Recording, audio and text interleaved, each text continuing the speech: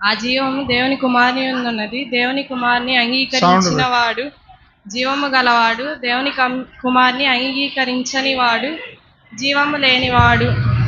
1 యోహాను 5:11-12.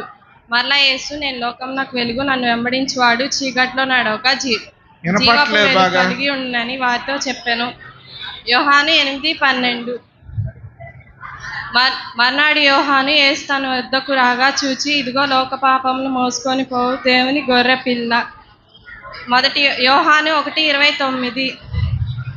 నన్ను నీ సత్యం అనుసరింపజేసి నాకు ఉపదేశం చేయము, నీవే నా రక్షణ కర్తవైన దేవుడవు, దినమెల్లా నీ కొరకే కనిపెట్టుచున్నాను. కీర్తన 25:5.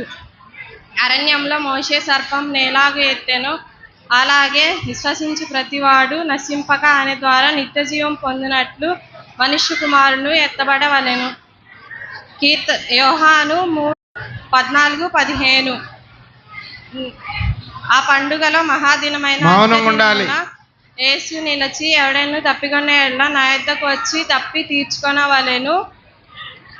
విశ్వసించు ప్రతివాడెవడో నా యందు విశ్వాసముంచు